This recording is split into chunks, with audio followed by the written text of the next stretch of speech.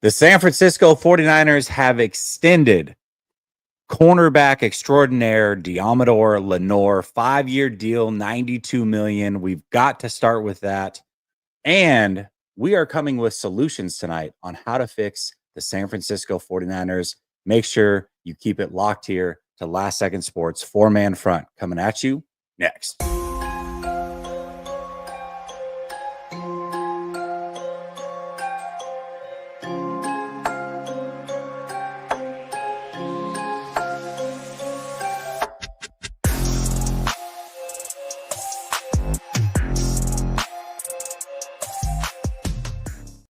All right, welcome back to Last Second Sports. We are giving you our take down to the last second, and as I said, it is 4-man front night, which means I got the crew in the building. I got Coach, I got Ryan, I got Grant, but we have some breaking news, so we've got to cut the pleasantries, so to speak. Diamador Lenore signed to a 5-year, $92 million extension by the San Francisco 49ers for the first time ever, doing something early.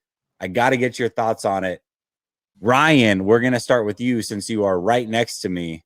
What are your thoughts on the 49ers extending DMO for the next 5 years? I'm effing thrilled. Diamador Lenore is I don't fan over a lot of players. Diamador Lenore is a player I consider myself a fan of. I like everything about him. I like his confidence, his attitude, obviously the way he plays football. He's just everything the 49ers should want their players to be. That's Diamador Lenore. Nobody deserves it more. Diamador Lemore money. I don't know. I was trying to figure something out. You tried. You almost got that one. I like that. I'm hella happy for him, man. I'm thrilled for the 49ers. 5 years, $92 million. That's under 20 per year, which is actually a really good deal. They got it in front of it because if they waited after this dude went all pro, which he might, it would have cost them a lot more. So this is a great move. Yeah, it is a great move. Coach, what are your thoughts, man? I love the move, man. Dare I say the Niners are getting in front of a little bit of their own process for a change. Not waiting till he goes into the market. That's an awesome welcome surprise. One thing that I like also is that it kind of ushers into like the new core, right? The young core of the team that's moving in. And we also have the guys that we've signed that are getting a little longer in the tooth. So you like to see just where the Niners are kind of focusing the ire of their new money, what their new, how they want to put forward some new leaders that are kind of emerging. DMO has been one of them. I mean, Jesse in camp, we saw that I tweeted this. He's been a man on a mission since day one. I mean, coming into camp, showing up to practice early, always being a willing guy in all facets of the defense. I just got finished talking to you on the phone the other day when I was telling you about how he filled on a run play in the goal line against Tampa Bay. I mean, Diamador Lenore is what you call a live body. And also, it's equity. The Niners are finally spending money on the guys that got them to the dance. Like, you guys got to spend money on the guys who you pick, your developmental guys. So I love it. It's a great move. I like it. Well, Grant, Coach just talked about training camp, and obviously you were there a lot longer than us, but I think you can attest that he was this year's Brandon Ayuk. He was the guy that was making all the plays. He was the best player on the field clearly throughout. What do you think about this extension from the San Francisco 49ers? Well, I don't want to echo what Ryan and Coach said so well. I can't add to that. I mean, I love the move, but what I want to say to advance the conversation a little bit is I love the timing of the move. The Niners needed this now. This team is coming off the worst win of all time. And we're talking about fights between Deebo Samuel and long snappers and stuff. It was getting messy and toxic. And you're starting to talk is this team really together? And I think Lenore's been one of the bright spots all year. This year's been defined by, Super Bowl hangovers and controversy and drama and injuries. And Lenore's been above that all year. He's just been balling since May. So it's nice to see the 49ers put the focus on the present and the future and not whatever drama. So I think this is maybe the thing that could propel them, but this is the type of thing that could actually change the, I don't want to say trajectory. Vibe. Trying to not say vibe, but the vibe in the locker room. Finally something positive to rally around. Yeah, that I agree with. Ryan, I'll ask you one last question here before we move on. But do Yeah. you think that this means that Charvarius Ward is most certainly gone after this year? Yeah, and I hate to talk about him right now, to be honest with you, For but sure, I got that was my feelings prior to the season, is that they wouldn't be able to afford Lenore, and at his age, they would probably let him go get a big contract, some other team, and they would sign Diamador Lenore, who's younger.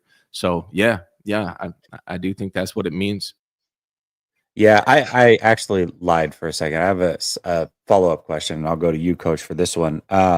Do you think the emergence of Renardo Green has You helped? took the questions right out of my mouth. Were you going to say this? I put my hand up to ask you, like, Oh, okay. Go ahead. Sorry. like honestly, like I don't want to be tinfoil hat, but do they feel confident in doing this because they've seen Renardo Green? Because they've seen, I mean, let's put the Niners where they are. They never make moves without trying to make backup moves, right? I mean, Jesus Christ, they drafted Ricky Pearsall and they picked up Jacob Cowing, right? Like Yeah. they always go redundant, right? They pick up one running back, they get somebody later. And in my opinion, it just doesn't seem like the Niners to just go like 2 feet in without them feeling like there is something else behind Diamador Lenore. Could the emergence of Renardo Green and the consistency that he's shown in a small sample set, could this have pushed them to say, all right, let's go ahead and get it done?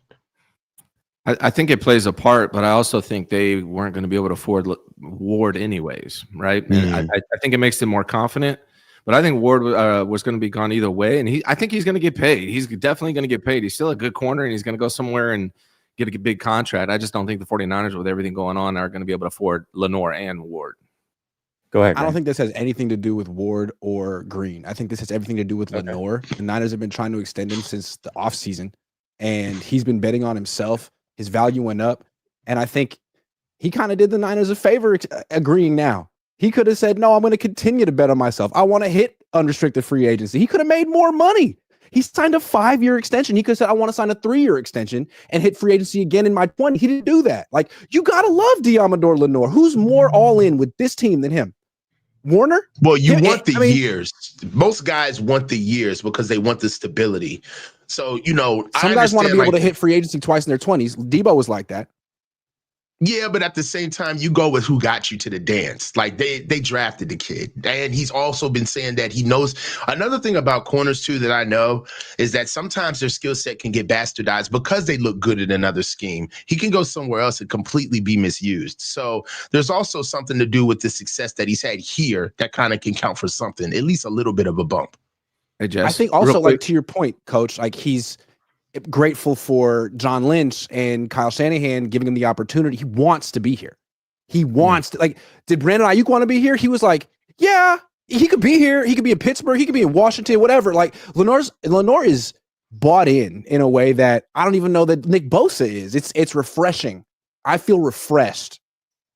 Can I say, hey, Coach, you brought up the word bastardized, and that reminded me of my childhood. Brought back a little trauma. No, but seriously, Demo. No, it's just something I use when shit isn't properly used the right way. I love it. That's I love all. it. I'm just trying to be funny and failing. But Diamador Lenore posted to Instagram. Thank you for laughing. He posted to Instagram that John Lynch, believed in him first. So that he probably knew this was coming a couple of days ago when he posted that. Yep. Mm-hmm. Yep. That was the tipper offer. Yeah, it's just important that and you know the right what? Way. This all started with Diamador Lenore illegally posting clips from rookie minicamp when he in 2021. What a baller! We should have known right then. This dude was not messing around. I don't care if I'm breaking rules. I clamped him up. People need to see this. Yeah, I think it's great too. It happened right. I mean, that play he made, obviously he played good all game long. It's not just about one play, but that play he made against Tampa was just a microcosm of what he is to this team, what he means to this team. You talk about highlight hits, highlight plays. I mean, he's got him aplenty. I'm so happy for him, man. He's such a good player. I think he's such a good teammate, a good leader, and hopefully he'll be a captain next year as well. I absolutely love what he brings to the table. If Kyle Shanahan weren't a straight up coward, he would give Diamador Lenore one snap on offense and give him a jet sweep. Yeah, great. And then get him hurt. Perfect. Matt says, so why can't we sign players early all the time? Well, I mean, it was what That's a this great and question. Greenlaw. You got to. And That's what I'm Greenlaw. saying. You got to give Lenore credit. Like he agreed. Ayuk wouldn't have. Yeah. I mean, I do. I don't understand Ayuk why they would have made though. it. He said if he was approached last year, he would have. Yeah. But they didn't approach Yeah, him. and for $30 million. No, not 30 million. He said he would have gone for around 24 at that time because that's what the money was. But they waited and waited. So there you go. I'm just going off of what he said. Maybe. I mean, I'm sure Possible. it's well documented. I don't dispute it. Documented. Still, though, I think series Lenore that gets credit for not being like I think we can agree he could have got more money if he waited. So it's kind of cool. And I wonder if this playing at means this something like level, are the yes. Niners going to take the same approach with Brock Purdy? Is this a preview of how that negotiation is going to go? Quick, painless? Yeah, I mean, if they feel like he's worth it, then for sure. And technically, this is something people need to keep in mind. They can sign him after the regular season. They don't have to wait till the playoffs. The season officially ends, like this contractual season officially ends when the playoffs begin. So as soon as that regular season's over, they can technically sign Brock Purdy. So I'm curious to see what the approach is there. Well, I mean, do they have something? He lit up in the Bucs, place? so I think I've seen enough.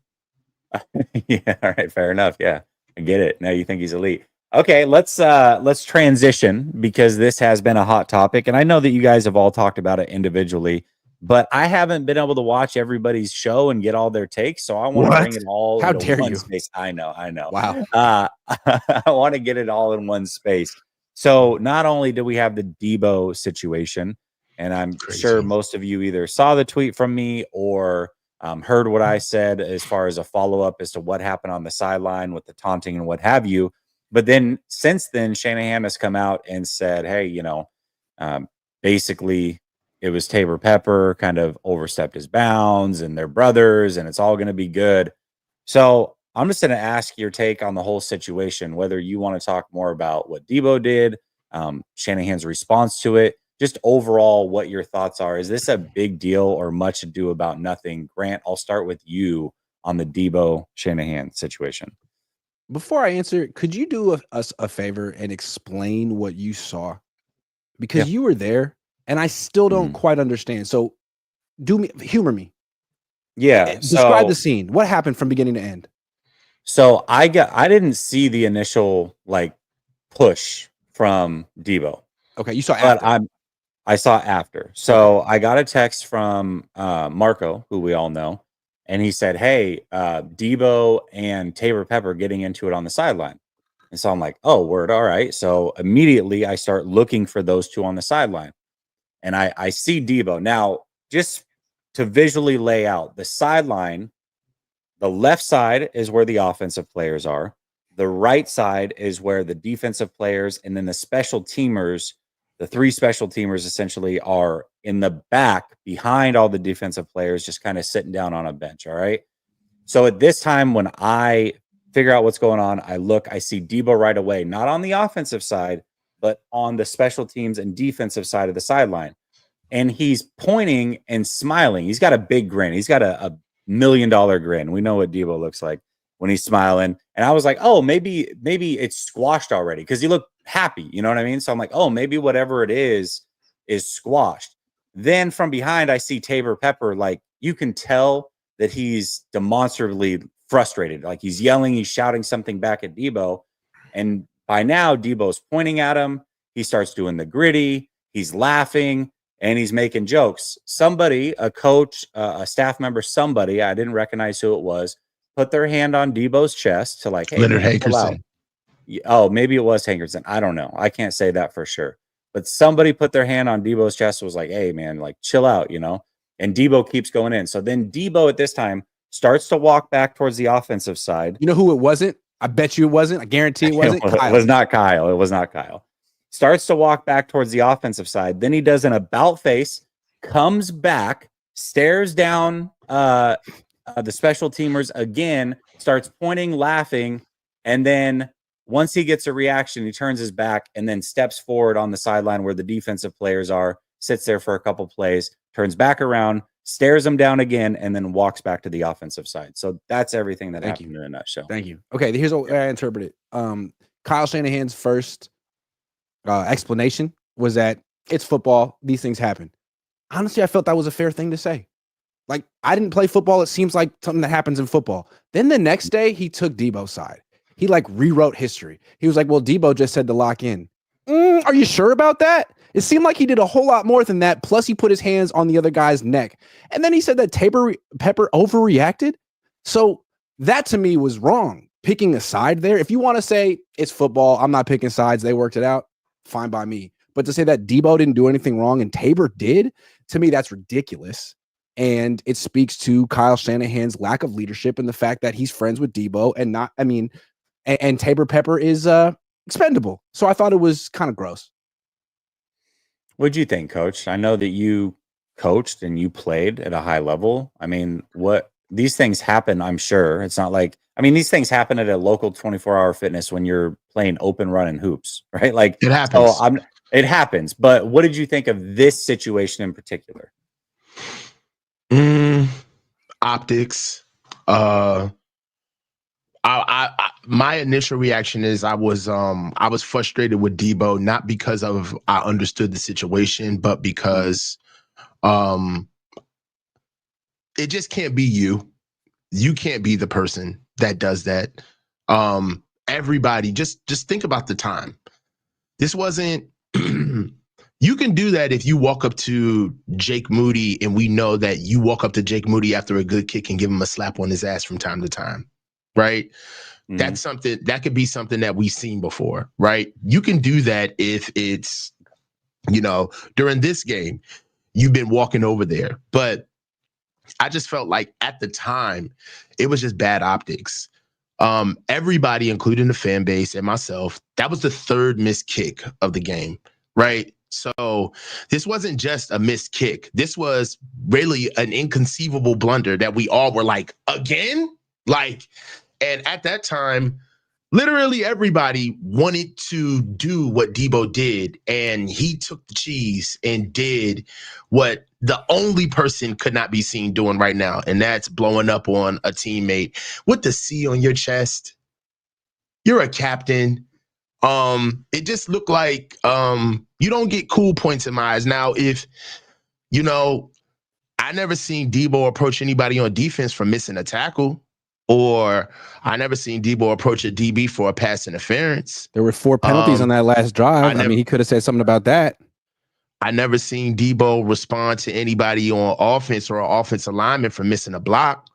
I'm just saying, my thing is that for those who want to just look at this as a one-off and say that Debo was right for doing that, just have a little context. I've never seen Debo reprimand a teammate, ever. And I've been watching him since he was a rookie. And it seemed like he was punching down. It seemed like that he was a star player who was frustrated, and he wasn't motivating Tabor Pepper or Jake Moody. It looked like he was chastising them. It looked like he was saying, you're making our jobs harder. Like, what are you doing? And no, he's blaming them for the loss that hadn't happened yet. He was pointing the finger at, he was saying, if we lose, it's your fault. Like, what about the offense that scored 2 touchdowns that day? How come they had to kick 6 field goals? Yeah, of course you got to make them, but like, what about point the finger? What about like take ownership as a team instead of pointing the finger early in the fourth quarter when there's still time left? And to be honest with you, Jake Moody shouldn't have been in that situation. We had a kicker that made 5 kicks in a row. You taking Jake Moody on the road coming off of an injury. If you're really going to look at the responsibility behind why he was in that position, you got to look at Kyle as well. He owns some of that, So for me, it just looked like a guy who was cherry picking a moment, and he was leveraging a guy who he knew he could lean on. And just from a man's standpoint, man, I've been in a lot of locker rooms. I've been on a lot of teams. You get no cool points for leaning on the long snapper, bro. Like, that's not, if we really want to talk about just tough talk and like guys who lead with an iron fist, I played with players and coaches where we were player ran, right? Like, players were judge, jury, and executioner. And even the toughest leaders that I've ever been under never leaned on the kicker, bro. Like, what type of points are you getting? So for people who are saying like, oh, Debo was frustrated and, he was just telling him to lock in. No, he wasn't. Debo was frustrated because it was the third missed kick. They wanted to get their They wanted to get their tired, out of shape asses off that field. It was over 90 degrees, and they saw another reason why they may lose the game, and he wanted to point the finger. That's what it was. And for context, he felt sheepish about it. That's why he did all of the antics afterwards. You can miss me with the bullshit, bro. That ain't no leadership move that he did. He leaned on a guy who he knew wouldn't hit him back. He mushed the guy in the throat who he knew would not mush him back. Kyle Shanahan. I'm not surprised that a non-leader in Kyle Shanahan would support that. Yeah, that's all I'm saying. That's what I saw. He leaned on a dude that would not hit him back. He wouldn't do that to a linebacker on this team. I never seen Debo lean on Brandon Ayuk like that. Come on, man. Like, come on, stop it. You ain't got a lie to kick it. So that's how I see it. That shit was weak to me. Ryan, what are your thoughts? Well, I agree with everything you guys are saying. You're not wrong. But also, shit happens. You know what I mean? Like, I'm not trying to like devalue it, but it does happen. It's sports. You know, I played 4 sports growing up. I coached basketball for 10 years. I can't tell you how many times teammates have gotten into it, but everything you're saying is correct. You're not wrong about it, but it's also not like this huge deal to me. So I think it's both. Yeah. I think, you know, for me, the incident itself wasn't a big deal. And in fact, I waited an hour and a half to even tweet what I saw on the sideline because I didn't think it would turn into anything big, right? I mentioned it briefly in my post game. I talked about it privately through text. And then an hour and a half later, when I realized everybody's talking about it, I'm like, well, let me provide some more context as to actually what I saw happen on the sideline. Mm-hmm. But ultimately, I like what Coach is saying, where it's like he chose a guy that he knew. If Tabor Pepper had pushed back, swung back, face mushed him back, and they got in a fight, Tabor Pepper would likely be off this team the next day. And Tabor knows that. Tabor knows that. Well, and what Debo about knows Richard that Sherman's too. point? What about Richard Sherman's point that like you can find Jake a kicker anywhere? Jake Moody didn't deserve protection at that point. That Debo was just holding him accountable. I just think that I honestly think that that's a cop out because really the one thing that Jake Moody has under his belt is that you can say whatever you want, but I won the fucking game. So you can talk about all of the kicks that I missed, right? But the facts is that your ass was disloyal to me when we were in the foxhole. When the bullets were still flying and we didn't know whether we were going to win or lose, you folded, not me. That's true. I love that. That's a good point.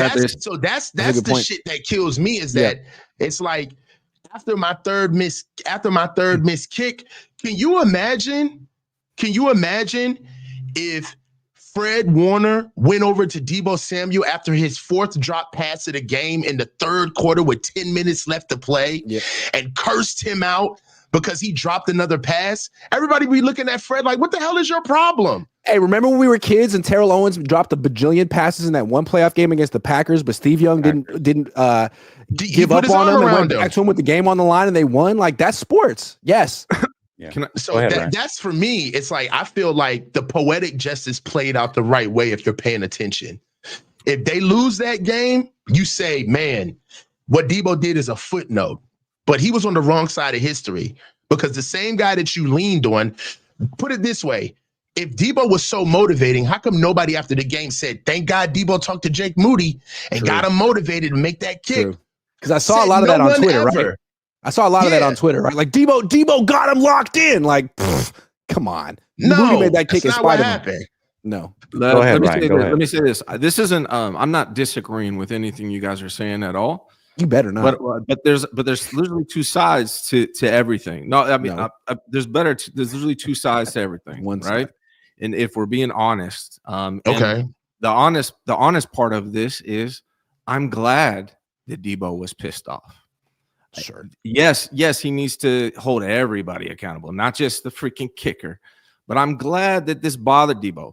The GOAT, Jerry Rice, 2 weeks prior when they were playing the Chiefs, said if we played like that, we would have been fighting each other on the sidelines. So maybe Debo heard Jerry Rice talking, but I'm glad that Debo was pissed off. Now, you don't put your hands on teammates, right? And Jerry Rice just speaking in hyperbole a little bit there, but I liked that he cared. And I also like that Tabor Pepper defended the kicker. I like that too.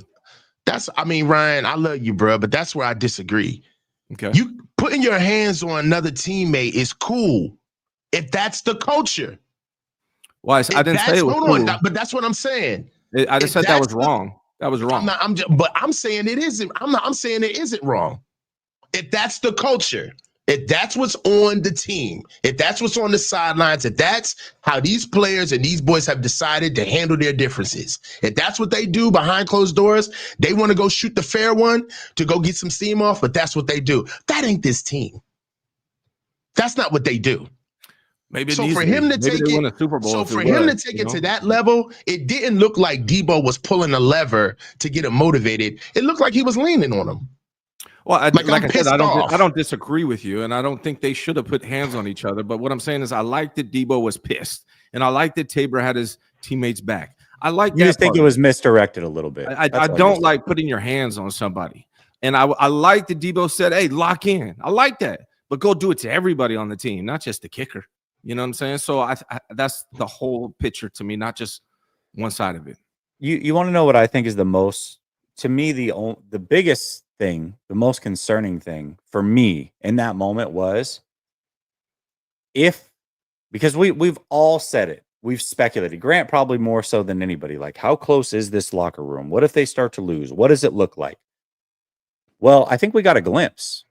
At that moment, Debo probably thought, shoot, we might lose this game. Our season might be over right now because this kicker just missed 3 kicks. This might be it. And in that moment, in that glimpse, in that thought process, Debo folded like a cheap tent as far as being a good teammate and was willing to throw it all out. And that to me was the most concerning thing, because what if it's this week that they lose? What's the reaction? You know what I mean? And so to me, the mindset of this team, I feel like in that moment, at least for Debo Samuel, is very, very fragile. So the moment that they're pressed and their season might be on the line, this is what we can look forward to. That was my initial thought. So also, I don't know how true that is, but that's the way that I feel. They were winning when they had that moving fight. Forward, I don't think it does. Does it mean anything moving forward? I really don't think it does. I think it is what it is. I mean, I just think it's emblematic of what's going on, man. Like Grant said, they were winning. They weren't losing. They were up 20-17. Have they not fought every single training camp this far? And we don't make anything. Like, hold on. So the Niners do that, and then later on, we all watched the Detroit game later that night. Jared Goff has one of the worst games of all time. Throws 5 picks, not just 3. Did anyone go up to him on the sideline and grab him by the throat? No. And they won. You know why? Because it's a 60-minute game, and they had inner confidence and belief. Like, the Niners folded up 3 in the fourth quarter. They folded. No. Here's the difference. What the fuck is that? Sorry, excuse me. I'm sorry. To me, here's the difference, though. Like, Debo didn't go choke Moody because he missed a kick. He went and told Moody to lock in. Tabor Pepper mouthed off to him, and he responded incorrectly. Who mouthed off? It's not like you think he said lock. Do you? Okay, yeah, you really think he said lock in? We gotta stop. Thank you. We've got to stop. This is what Tabor Pepper said. Lock in. But we gotta stop this 2-word. We gotta stop this 2-word narrative just because that's what they put out there. I'm not saying that those were the words. I appreciate Ryan doing the devil's advocate thing. You got to do it. I appreciate it. Those were the words that were used. I'm just saying that's what was said. That was what was expressed to him. It could have been in different words, but those are the words expressed to him. Hey, Ryan, lock in. That was the message. I'm locked in. I'm hella locked in. Keep the same energy. Already. That's all. All I'm saying is that Debo, keep the same energy. I'm always locked in. All right. I'm saying. Yeah. I like it. Matt says BA would have, if he didn't see the other sign, 26 million. I thought he was talking about that early this offseason, but he also said he was willing to sign last season. Matt says not defending Moody at all, but the special teams as a whole is almost historically bad. Moody became the poster child of it because of draft position thoughts. We're actually going to talk about how to fix all these things in a minute. We don't just come with problems here on the 4-man front. We come with solutions. Real quick, I think it would have been cool if Debo had gone up to Kyle about Moody. You're upset? Go to the source of why Moody's on the team. Travis Kelce went up to Andy Reid in the Super Bowl and almost like choked him. I mean, that to me is not punching down. That takes courage. Go to the head coach, go to the source. Don't go to the long snapper and the kicker. Yeah. Dave Barclay says, don't you find the irony that these guys can't even watch the kick go through, but Jake Moody is supposed to go through it after being attacked by a teammate? Like, he's supposed to make the kick because I got cursed out, but these guys can't even watch the last kick. They can't even watch it. It's weird to me, bro. It's weird. Dave says, I missed the beginning. These notifications suck. Sorry, Dave. I usually say unsubscribe, resubscribe, and hit the noties. That'll usually fix it. Keith says, don't like what Debo did, but 3 kicks is extreme, especially when that's your only job. We out there getting hit, tackled, and you can't make a kick. Debo had a drop earlier in that game. I'm about to say, I watched film today, dog. Debo was not perfect. And I'll say this, too, is as much as it sucks he missed 3 kicks, and trust me, I was the first one that's like, get this dude off the team. All right. So I understand the frustration. I really, really do. But in that moment, he's the only MFer on that team and on that sideline that can do what he's going to do. Nobody else is going to step in and make a kick from that time forward. So if a kick needs to be made, and it did, it has to be Jake. So getting on him the way that Debo did, when that's not the relationship, I like what Coach said. Like, hey, man, if he'd come up to him a few times, slapped him on the butt, and we've seen that they had got that rapport and he built that cachet, sure. But that's not what happened here. Those guys don't talk, I'm sure. And now the first time they talk, he's telling them lock in, which was more like, you better effing hit this next one. Thank you. Come on. Let's be honest. Even what lock in means, the fact that you have not been over here, you don't motivate me, you're not around, and then you show up literally at the worst point of my performance during the game. Part of whatever you're going to say, the silent part of whatever you're going to say is, hey, don't fuck this up. Do better. Thank you. I was thinking because I was going to mess up again, but you told me to do better, so now I'll do better. Yeah, but the thing about it is, like, he went over to like chastise Moody, but it became a real altercation between him and Pepper. And to Jesse's initial point, like, Debo was going back to talk to Tabor, which is bizarre. What is that about? Why do you have to get one up on the long snapper? You know why? You made your point to the kicker. Leave it alone. The reason why Debo had to go back to make a point to Tabor Pepper because he wanted to put him in his place, because Debo wanted to let him know, don't fucking talk back to me. I said whatever the fuck I needed to say to Jake Moody. Who the fuck are you? Okay, let's chill on the F-bomb. Let's chill on the F-bombs, please. For context, he went and put a hand in his throat to push him off and tell him, what are you going to do about it? You don't never put your hands on a man and turn your back. That should let you know Debo knew that he wasn't going to happen. Nothing was going to happen. Nothing. I wish you would put your hands on me. And it's not because he thought Tabor Pepper was scared. It's because he knew Tabor Pepper didn't have the standing to do anything. You ain't going to do nothing. And exactly. For the record, he was leaning on him. I respect what Tabor did. It took a lot of guts. He had no standing, and he's getting a lot. His own fans. Look what people are saying about him on Twitter. I respect Tabor Pepper. He doesn't even like me. Not that anyone does. Anyway. That says Debo playing like A this year. He is the last person to tell someone to lock in. And also, this is the other thing too. There's culture, there's words, there's lock in. When Tabor's like, hey, he said lock in. No. That in a roundabout way, that's what he was saying. That's the same thing as like, hey man, so what did he say? Oh, he told me to get my mind right, or he got my mind right. We all know what that means. That doesn't mean he said, hey man, get your mind right. I mean, he said, get your ish together. You better get your ish together or else. That's get your mind right. We all know what that means. He wasn't nice about it. Hey, man, lock in. And then Tabor's like, hey, what the heck? You tell him to lock. That's not at all what happened. Come on. We know this. I just think it's not worth 20 minutes of discussion. That's my opinion on it. Like, well, we've been talking for 34. So what happened to the other 14? We talked about something else before that, Diamondo Lenore. So we just spent 20 minutes on this shit. It's not a big deal. Let's move on. Yeah, I mean, whatever. It was a good conversation. Debo, hold on a second. Dave says Debo sucks, Tang sucks, Lyle sucks, Moody's a Lyle decision. Lyle's not a head coach. He is full of bad decisions and keeps trying to pad rosters instead of using good guys that we do have. Sick old Lyle. All right. Fair enough. Dave says Jerry had room to talk. This team doesn't compare. That's fair. Dave says, F it, fire everyone, no more arguments. All right, that's not going to happen.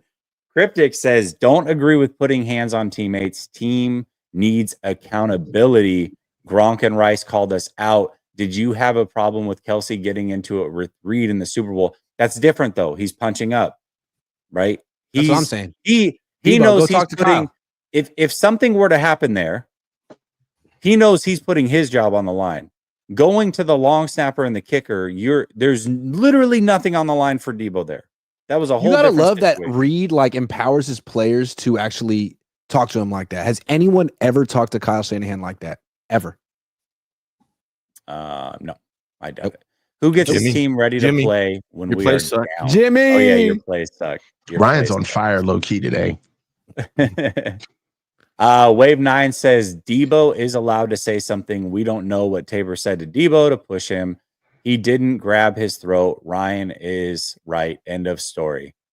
Well, if we were doing a contest, I think Ryan might win today. Ryan often is right.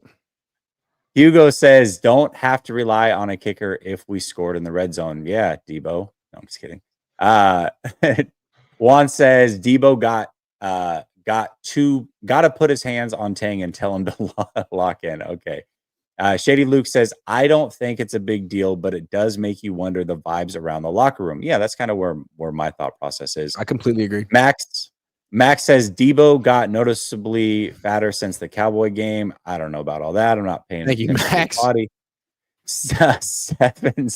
Steven says, you guys are missing the point. It's okay to choke out a dude with a man bun. I quite frankly want to see more of this. If you talk out and have a man bun choke slam the hell out of him. Let's go Debo. Thanks for bringing light to the situation. I just think it's about man bun for a while.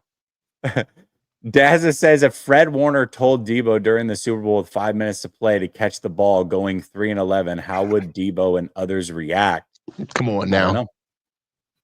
Matt Sanders says sell the culture to the rooks. Only George can talk. I don't know. Yeah, I don't know about all that one. And then Juan says Baker put his hands on Bosa. Bosa's got to lock in. Nice. You guys are great. You guys are the best. I appreciate it. All right, I'm going to skip the next one. Solutions. Let's talk about some of the solutions. And I got all of you assigned to one solution on this team. And I believe that there's 3 issues. And if there's more, we can talk about it as well. But I believe we've got a special teams issue. I think that much is clear. We've got a run defense issue. And we've got a red zone offense issue. So I've assigned each one of these guys to fix one of the 3 problems. So Ryan, I'm going to start with you here. Mm-hmm. Special teams. Yeah. What are you doing to fix the special teams issues on this team? Well, obviously there's a problem there. The 31st, I believe, in DVOA special teams right now. So first of all, like there's an expression, what is it? If you aren't coaching it, you're correcting it. Kyle needs to assert himself in practice and during the game.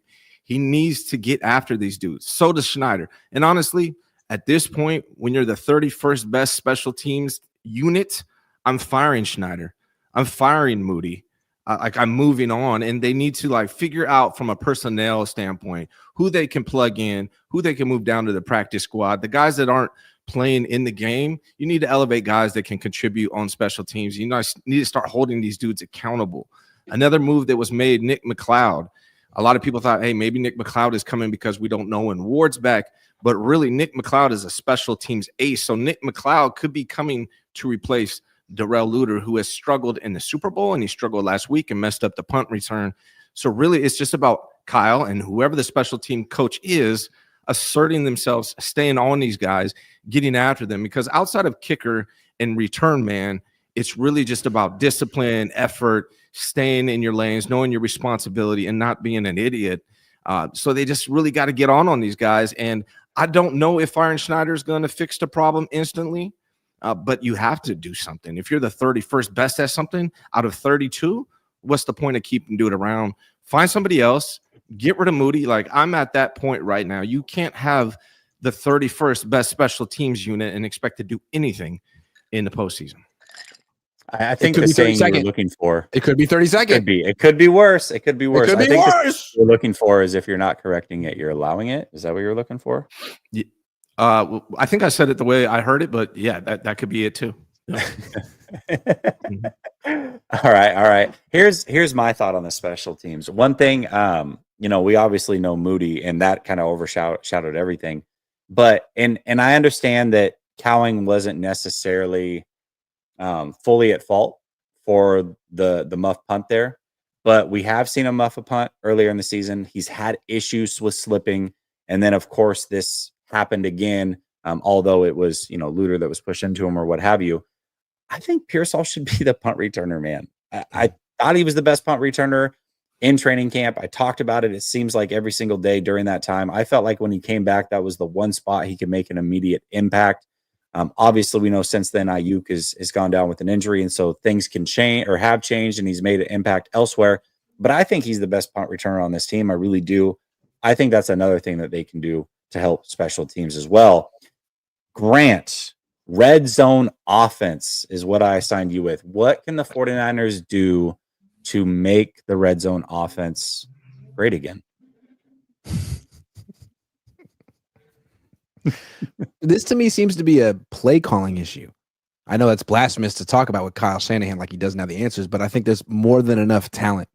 I think when they get inside the red zone, the low red zone to be specific, they seem so predictable. They run on first down. They run between the tackles. They get stuffed. Then on second and long, they throw it to one of the back pylons. Then on third and long, they throw a screen. They throw a tunnel screen. They throw it's predictable. It's not bold. And it makes you think that like Kyle Shanahan doesn't have either creativity or confidence in his quarterback or his weapons. So I think anything new would be great. Like, how about a play action bootleg naked boot? When was the last time we saw that? That would be nice. How about that? How about the zone read from the 6-yard line? How about RPOs? How about put Jordan Mason in the backfield and Christian McCaffrey in the slot?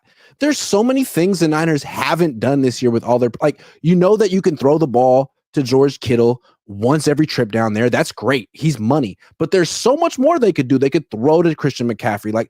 Also, what happened to Deebo Samuel? Deebo Samuel used to be devastating in the red zone, not as a receiver, but as a runner. Not anymore. I don't know. Is Ricky Pearsall going to be a factor down there? I don't think this is a personnel issue. I think this is a creativity issue. And I think Kyle could just be less predictable. A naked bootleg. Pause. Yeah, there was always a play that was like a staple of when Harbaugh was here. And obviously you can't run it all the time, but when teams get close to the goal line, they're like 5 yards and in. They always did the same thing. They would run 3 wide receivers to one side. The 2 inside receivers would run their guy off, and the outside receiver would run a slant underneath. And it was money, man. That was like their money go-to play. Anytime they needed a big third down, they needed a touchdown. You're right. Anything creative. I'm not necessarily just saying that play. It's just something that stands out to me from the Harbaugh era. Like that, you knew it was coming, and every time it worked because it was a great design. Coach, I've given you run defense. Now, statistically, the run defense is much better than what we see on film and what we see when teams decide to stick with the run game. Run defense is an issue for the San Francisco 49ers, and it's not going to get any easier. They play some of the top rushing teams going down the stretch here. What can the 49ers do to patch this up? Throw the whole defense away. Nah, I mean, basically for me, the wide 9 is not a perfect defense to run when you don't necessarily have what we need, which is depth. Intrinsically, the alignment, the wide alignment leaves gaps, also leaves linebackers overstretched and weak edge containment on outside runs. And it's susceptible to power and inside zone runs from leaving wide gaps and the struggles against play actions and RPOs. We've mostly been able to supplant all of the weaknesses from this defense with depth, kind of like unreal talent at depth. So most teams have a first and a second team I pretty much, suffice it to say, over the past maybe 3 to 4 years, the Niners have pretty much had a 1A unit and a 1B unit. And that's not realistic in sustaining an offense like this. And you're starting to see it with the lack of depth that we've had in the injuries, particularly on the interior, right? We're losing, even though Javon Hargraves has been like an imperfect vessel, not having him there and losing Eric Armstead and not having the stoutness that we usually are accustomed to in the middle has really hurt us. One thing that we could start doing is actually what I thought Brandon Staley was in here for, is that you have to kind of repurpose what you already have. Alignment is a big thing. One thing that I've seen that the Niners don't like to do is run with an underfront. They don't want to run with the shade 5'9", being able to have a shade that's necessarily attached to the center who can, in a sense, play the shade and two gap. I don't think we necessarily had that player there. Somebody that is a decent two gap player for them is Evan Anderson, but I think that they're kind of pacing out his play because I don't think his body's there yet. Right. So there's an opportunity where we could get him going. Another thing about it, too, is that with the linebackers, they can get overran a lot if they're not penetrating. The thing about, we're going to get the best out of Fred Davis. But I'm here to tell you the D Winners experiment. Right, it's Fred Warner, you mean? Did you say Fred Davis? Fred Warner. Dude, that was old. That was old school, like Washington running back. Yeah, Fred Davis. Fred Davis, tight end from USC. Sorry, but Fred Warner. He's awesome, but the D Winners experiment, he may need some time, guys. I've been watching some film since he's been out there lately with like extended time, like the stuff that we've been begging about. And he's been getting like moved around, man. He's not necessarily kind of stepping up as much as he should. Now, that's not here to say that I'm giving up on him, but what they need to start doing is they got to start kind of stunting. I'd like to see them start using a little bit of like twists, some stunts, some loops, blitzing with linebackers a little bit more, especially on the interior. You don't necessarily see Fred or Devondre or these guys. They usually come through the C gaps or come off the edges. I like to see them get mugged up and actually push the pocket vertically, not just from the sides. These are some things where I don't think that our defense has basically the beef, to just sit back and take on run gaps like we used to with the wide nine, where we were just kind of a 1-for-1 wrecking crew. We had a guy that can hold down his gap. We got to play a little bit more of like collaborative football, right? Case in point, the Niners are kind of struggling at doing man, but if you keep them in zone, some good things seem to happen when they're all playing together. So, yeah, those are some of the things that I think you could use to help stop the run. Let me ask you this, because you talked a lot about beef. You talk a lot about guys taking on two gaps, and that's not necessarily fully on the team. Although I know, although you did mention Evan Anderson, right? I'm gonna give you two players that I think can help if they're gonna. I mean, they're gonna continue to do the wide nine. I mean, I agree with you. I would like to see a scheme change. They're not gonna. We know that's not gonna happen, right? Right. But what if the solution is just get your fat daddies to play? And that's Kalia Davis and Evan Anderson. Between Can I just say something real quick? You guys always you guys give me a hard time about using the word daddy last week, but you guys say fat daddies all the time. Can we stop that one? I've never said that one time. I literally heard fat. I say it wasn't crazy. Ryan, you have a point. But if we're being honest, you said daddy way too many times. Frequency of daddies like right next. But fat daddies is a crazier. It's like two words combined that just makes it worse. I agree with Ryan on this one.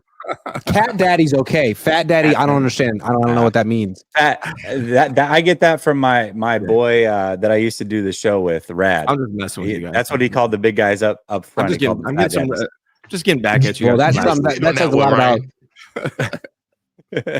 So listen, between these two fat daddies, Kalia Davis and Evan Anderson, 635 pounds, man. Why not play those guys on down one and help out a little bit? You think that could help or no? Yeah, I mean, we're the only team in the NFL that doesn't run on first down. So yeah, it would help to have somebody out there to stop, to be able to hold down the A gaps. Honestly speaking, it's not really. I mean, okay, so we've seen leakage. With Kyler Murray like running through 50 yards up to 50 yards, first game of the season. I mean, first game in the first play of the game. We've seen like bigger runs like earlier in the games, but from all the games that I've seen, our defense struggles late. They don't struggle early.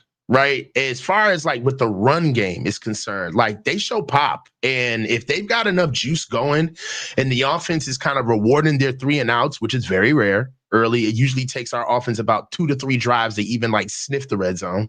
But that's just the facts, bro. If you just kind of give our defense something to work with, man, it's really kind of a bend but don't break defense, honestly. There's certain things about our run game where it's not about the fact that we need to fix them, but it's just who we are as a team, as a defense. And they start to show themselves when we get away from complimentary football. So I guess what I'm saying is part of us helping the run game is doing what the hell we need to do on offense.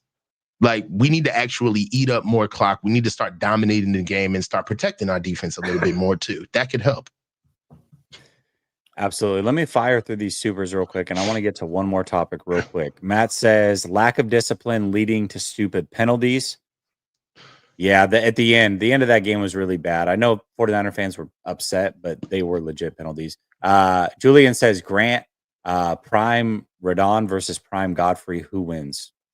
Ken Griffey Jr., Barry Bonds, Warren Moon, Dave Barclay says, I know I say it's over and I say it over and over, but I'm sick of Lyle. Yeah, you do, man. That's funny. Matt says, also, we need a head coach, not an OC playing head coach. Need a culture setter and game management head coach. He loves that playbook, man. Matt Sanders says, Nails, Delaney Walker beat the Lions with that slant. You know which play I'm talking about. All of you old school Niner fans know what play I'm talking about. JT Ray says, this team is giving the vibes of 2010 Chargers. Their special teams were rated the worst that season, and they ended 9-7, missing the playoffs. That's not even the full story. They had the number 1 rated offense and the number 1 rated defense and finished 9-7 because of that special teams. Papa says Warner and Greenlaw or Willis Bowman. Dave Barclay says not using more running backs is ignorant. Mason is gold. Talked about that last week. Grant, you were right. D. Vinny says Ryan DMO has been That's upgraded. Danny. Oh, Danny? It's a V. It's a D and then a V. Yeah, but Danny's crazy like that. Oh, okay. Yeah. Ryan says DMO has been upgraded and added to D money. I like it. I like it, brother. Yeah. Dazza says, good to see the Niners extending Demo early. Just imagine if we had done that with BA and Trent. So they could have had a full season. Oh, if you can only imagine. All right, let's get to this last topic here. We're going to talk a little bit about what's happened around the league. And this week was extremely interesting for the NFC. So, Grant, I don't think I've started with you yet. I'm going to start with you on this one. We saw the Lions struggle, although they're the first team since 1970 to win a game, throwing 5 interceptions and being down at least 15 points in the same game. First team to win since 1970. That's pretty crazy. The Vikings struggled. They won. The Rams lost. The Falcons lost. All of a sudden, the NFC seems to be a little bit more open. Do you feel like the NFC is more open than you previously anticipated? And does that mean the 49ers can make a run, not only making the playoffs, but make a deep run here, do you believe? What are your thoughts? Yes, it's more open than I anticipated. And no, I don't think that really affects the 49ers because they have their own issues. They almost lost to Tampa Bay. They have their own problems, and they have a very tough schedule. Like, I don't think they're going to beat Detroit or Buffalo or Green Bay so those are 3 losses right there. And another problem the Niners have is that the Cardinals are for real, and their schedule is way easier than the Niners' schedule down the stretch. They got Carolina, New England, a couple of games against Seattle, another game against the Rams, who they destroyed. Like, the Niners may not win this division, and to make the playoffs, they may have to knock off one of these NFC North teams to be a wild card team. So maybe the rest of the conference isn't that great, but the Niners still can miss the playoffs. I'm thinking 10 wins tops. Okay. Ryan?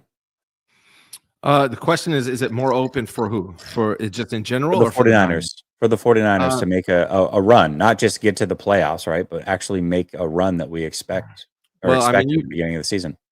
you saw this week. Anything can happen, obviously. So, you can't rule out anything, but I don't think it really changes the Niners necessarily. I think Trent Williams said it best that, what we've seen is that nothing's going to be easy, right? And then when people show you who you are, you believe them. The Niners have showed us who they are, and that means they're going to have battle every week, and that they're not the same team that they were last year.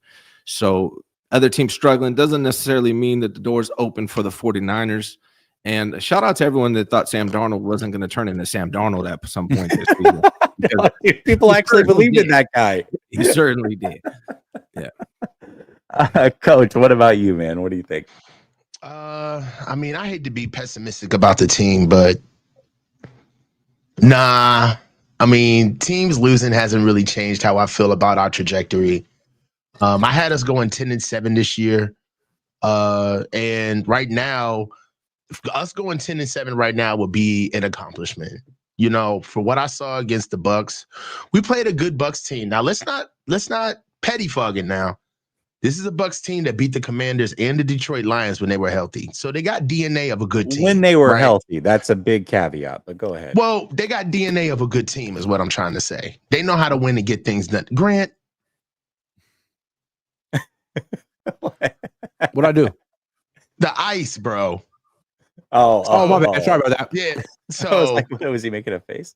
Nah. So with the emergence of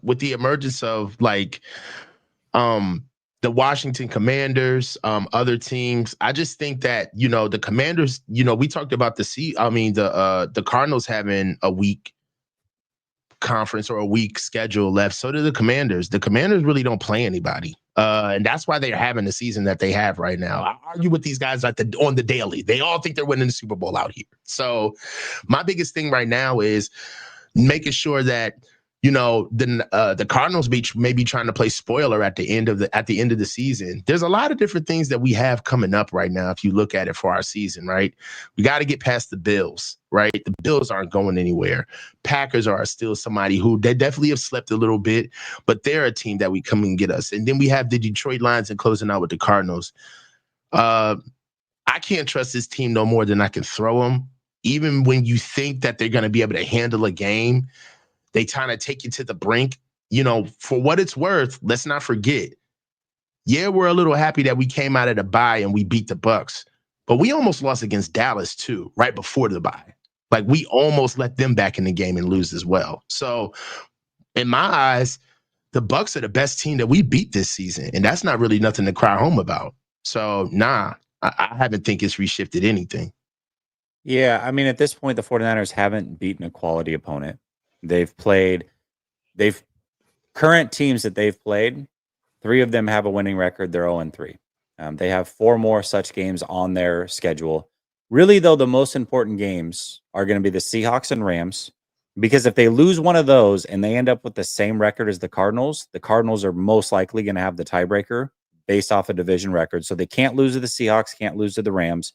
And then Green Bay is also a very important game, because if for some reason there becomes a tiebreaker situation and they didn't win the division, meaning the 49ers, beating the Packers head-to-head might be the difference in them getting in the playoffs over the Packers if they end up with the same record. So those 3 games are the most important games on the schedule. Obviously, they have to get to 10 wins as well, but that's the way that I see it. I think that they can do it for sure. But as far as like making a deep run to the Super Bowl, I don't think so. I mean, the Lions, if anything, I'm more impressed with the Lions that they found a way to win when everything went as wrong as it did. Like if the 49ers to this point in the season aren't playing at a very, very high level, they're not winning these games at all. And for them to beat on the road a Texans team that is also most likely going to be a playoff team, that was very, very impressive. So the Lions to me just feel destined at this point. We'll see how it goes, but they're a very, very good football team. But I think as far as the playoffs go, the 49ers, it is open for them to make the playoffs for sure. That is definitely a possibility. And once you're there, anything can happen. Hugo says they need to come out to Who Shot Ya on the B-Box. Yeah, right. Then none of them are even old enough to know what that is. Matt says, Coach watching Grant with the ice and says, pause. I And mean, then I will Daz say is this. yeah. I mean, just to kind of piggyback on our conversation, I know we got literally seconds, but Mhm. we'll know about the Commanders with this Thursday. They got Philly. So we'll be able to see some of this stuff play out even more. Yeah, but it doesn't matter. It's a race to 10, and they're going to get there. You know what I mean? Mhm. They're only a few games away. That's the problem. Dazza says if both the 49ers and Cards go 10-7 and we split wins, who wins the West? Comes down to division. If they both have the same division record, the 49ers actually will own the tiebreaker. So the 49ers would get in if they finish 10-7 with the same record. Remember, the Cards play the Seahawks twice. They play the Rams. If they go 2-1 in those games and then lose to the 49ers, that's why I say the 49ers cannot lose to Seattle or the Rams. Otherwise, they will lose the tiebreaker. So a lot at play here. But that's the way that it is shaping out right now. That being said, gentlemen, thank you so much for making the 4-man front happen again. Coach, Grant, Ryan, enjoy Hawaii. The 4-man front may happen next week on Grant's channel, but it's only going to be 3 of us, or it might just be postponed a week. We will figure it out because Ryan is going to be in Hawaii enjoying himself. Everybody in the chat, thank you so much for making it happen. Selfish. Make sure you like and subscribe. Much love. And until next time, peace.